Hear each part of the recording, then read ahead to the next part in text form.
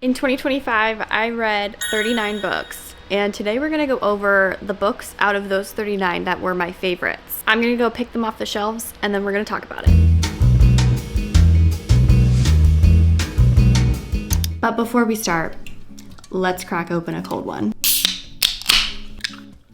This is the cotton candy flavor. Cheers. I think I'm ready to get started. Let's not waste any time. We might as well jump right into it. The first book on this list is Great Big Beautiful Life by Emily Henry. This came out, I think, around April, which is usually when her books come out. I was really highly anticipating this book. Emily Henry is one of my favorite authors, if not my favorite author. She's definitely my favorite realistic fiction author. She writes romance books. They also have elements of women's fiction. I've loved pretty much every single book that she's ever written. In this book, we're following Alice and Hayden. They're both writers, and they are trying to get a chance to write the story of this woman named Margaret, who is almost like an heiress of a magazine slash like news company. So they are kind of competing to be the one to get to tell her story. And in this book, we have multiple stories being told. So we have the love story being told between Alice and Hayden, and then we also have Margaret's story. So we're kind of going back and forth between those two plot lines, and I absolutely loved that about this book. The two juxtaposed plot lines complemented each other well, and they were structured in a way that really made sense. And a lot of the times what was going on in one kind of informed how we were supposed to interpret what was going on in another plot line. So I really enjoyed that element of it. I also really liked the romance in this book. I felt like it was really realistic. It didn't feel too outlandish, and the characters were three-dimensional. They felt real, they felt vivid. I just loved them. I especially really liked Margaret's character. I liked how she was a little bit of a mystery. I really liked her story. I liked the way that she told it. I was just as intrigued with her story as I was with the romance, which is kind of uncommon for me. Like, usually I'm more invested in the romance than any other plot line, but I was super intrigued with her story and just needed to know what was going to happen next. Also, there's like an interview aspect to this book. I really liked that. I felt like they were really immersive, and they made me feel as if the past was just as interesting as what was going on in the present. It was almost like we were in her memories, and I really, really liked that. So overall, 5 stars. I loved this book. It made me cry. It made me emotional. It made me laugh. A book that can make me feel big emotions like that is always going to be 5 stars for me. I definitely recommend this. If you haven't read this one yet, definitely give it a shot. It's a little bit different than some of her other books, but I personally think it's different in a really good way. My next favorite book of 2025 was A Man Called Ove by Fredrik Backman. This book really snuck up on me with how much I liked it. I had tried to start reading this book a few times and just couldn't get into it for some reason, but this time something about this book really stuck, and I ended up not being able to put it down. I also listened to part of it on audiobook, and I would really recommend that if you are having trouble getting into it as well. This story was not at all what I thought it was going to be. In this book, we're following an old man named Uwe, and he's a little bit of a curmudgeon. You know, he seems kind of difficult. He likes things a certain way. He kind of seems like that old man neighbor that's just grumpy all the time, that kind of archetype. But as you turn each page and through the chapters, you really get to know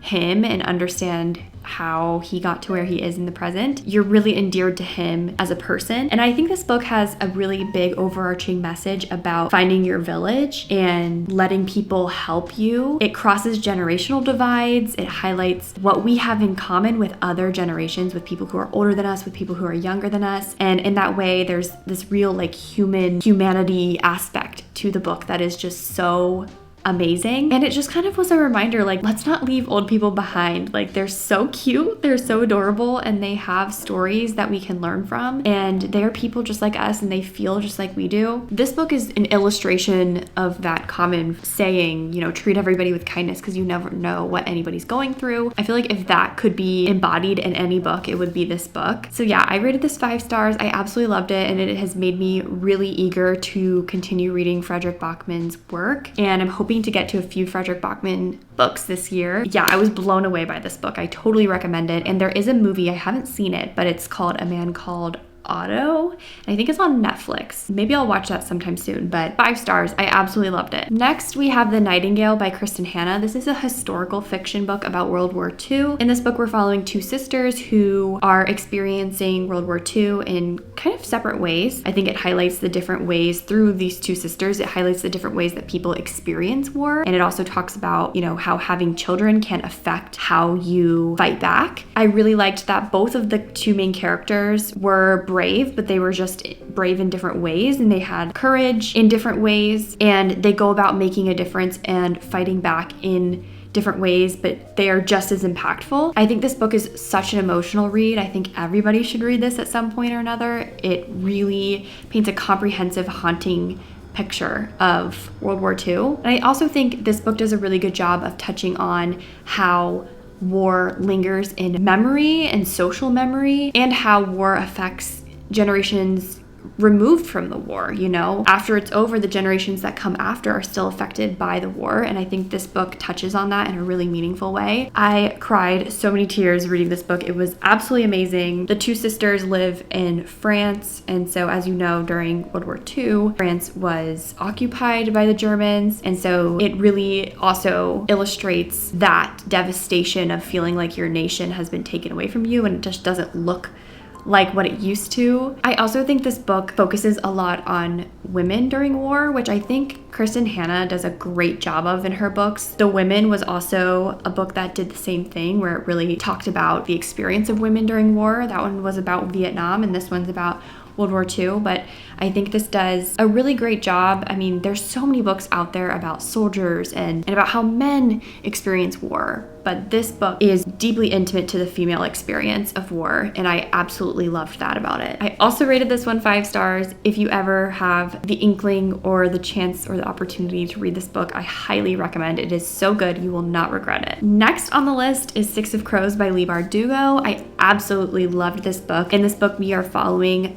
a crew, a cast of characters, if you will, of misfits and outcasts, and they are all members of a gang led by Kaz Brekker, and they live in the city of Ketterdam. You know, there's a side of the city where a lot of illegal criminal activities are happening, and that's kind of where they operate. And they actually get the opportunity to do a heist. And this heist is extremely high profile, it's extremely dangerous. There's not a high chance that they will pull it off, but they are determined. In this book, we are following them as they attempt to execute this heist, and it is thrilling. There's action, there's found family, there's deep relationships, there's just everything that you could ever want in a book in this book. It is so adventurous, it's so meaningful, there's really deep connections between the characters, and some of my favorite book quotes ever read were found in this book and in Crooked Kingdom, the second book in the duology. So I 100% recommend this if you love adventure, if you love action, if you love a good heist. If you were recently obsessed with learning about the Louvre heist, this book is for you. I cannot recommend this book and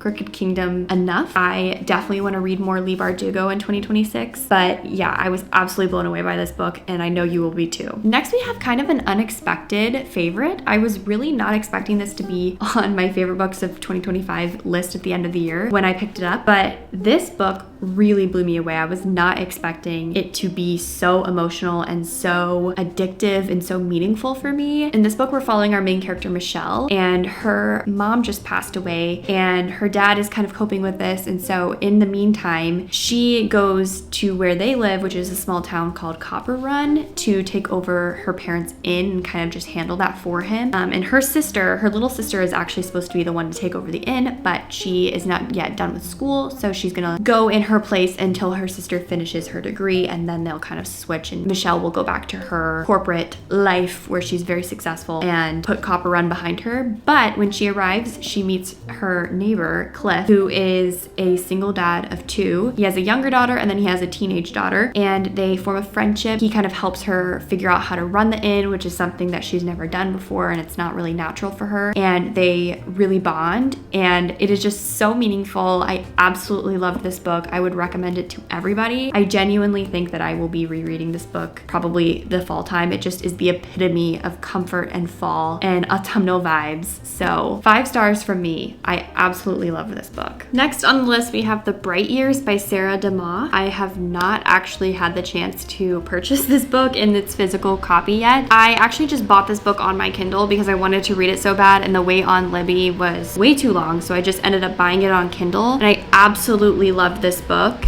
I was sobbing my eyes out at the end of this book. That's how much it impacted me. It paints such a raw, honest picture of alcoholism and how it feels to love somebody who's struggling with addiction. I think it also really is a character study, and it exposes the common family problems and traumas that lots of people deal with on a day-to-day. It explores familial relationships, generational trauma, relationships between mothers and daughters and fathers and daughters. And I think it also discusses a lot of like complicated losses, ones that you see coming and the ones that you don't, and also ones that you wish had happened instead. I think it also does a really good job of putting you in the character's shoes, whether you want to be or not. It forces you to empathize with villains and understand that even though they're disappointing you again and again, they are actually fighting every single day, especially characters who are struggling with addiction. It shows you how devastating loving somebody who is struggling with addiction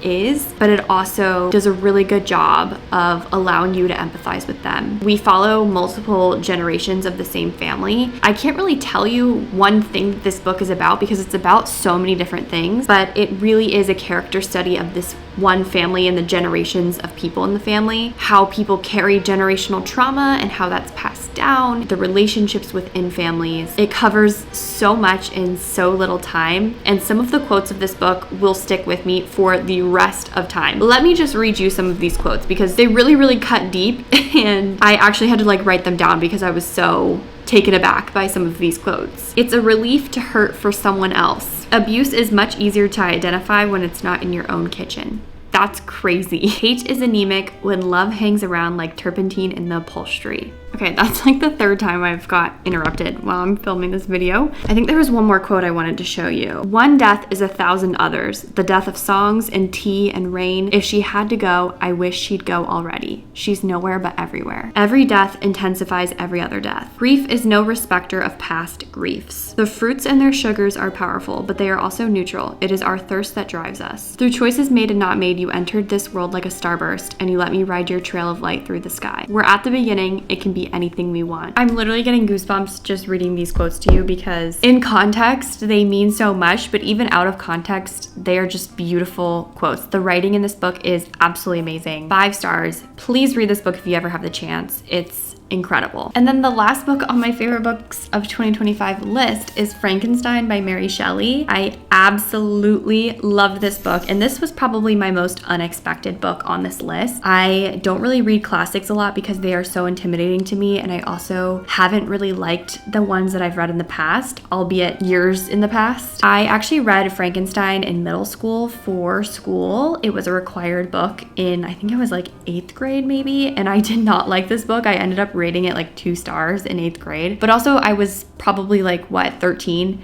What did I know at that age about books and reading and literally anything? So I decided to reread this because the movie had come out recently and I was just kind of in the mood for something more gothic, grotesque. I don't know. I just wanted something different, and I am so glad that I picked this up. It is The Gothic Blueprint. It's atmospheric. It's beautifully written. It's really accessible, which I think was the most surprising thing for me, because when I think classics, I think really inaccessible language that you have to work hard at to understand. But once I got like a few pages into this, I could not put it down. I just wanted to keep turning the pages over and over and keep reading, and that was probably my favorite thing about this book. It was so engaging and it was descriptive without being overdone or confusing. Thematically, this book forces us to confront the most evil, monstrous aspects of man and humanity. I think those things are arrogance, cruelty, judgment, hatred, egotism, unchecked ambition. I think Victor is so villainous. He's so arrogant, and he has this unnatural ambition that leads him to become the villain in his own story. But the creature is his creation, and he abandons the creation. And so we see,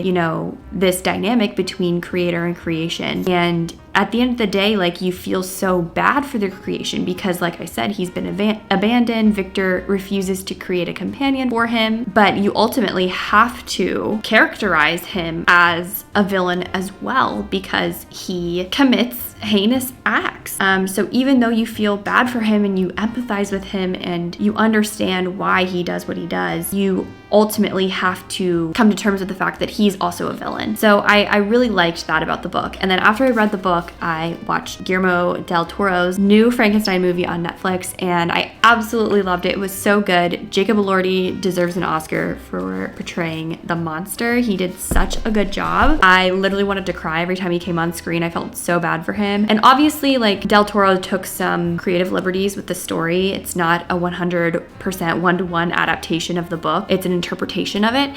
So there were a few things that were quite different about the movie, but I think it really holds its own and was a meaningful story, and I was engaged the entire time and absolutely loved the movie. So the reading and the watching experience with those two were super enjoyable and just so much fun at the end of December, and I'm so glad I finally got to rereading this book as an adult, and I'm so glad that I can now appreciate this for what it is and have grown out of my 13-year-old ignorance. I think my biggest takeaway from this book is there's this underlying motif of, like, I didn't ask to be created, I didn't ask to be born, which is like a common thing that, you know, we think about as human beings. We are brought into this world against our will. And this book really dances with the question, you know, why are we here? I think this book argues that nothing, no being, no consciousness is created evil, but evil is something that is nurtured. Beings are not inherently evil, but they are nurtured into evil behavior by other people. So I really appreciated that message because I think it speaks to something that is a lived experience for a lot of people. And I think Mary Shelley is an absolute genius and way ahead of her time. So those were my favorite books of 2025. I had such a good reading year. I ended up reading, I think, 38 or 39 books in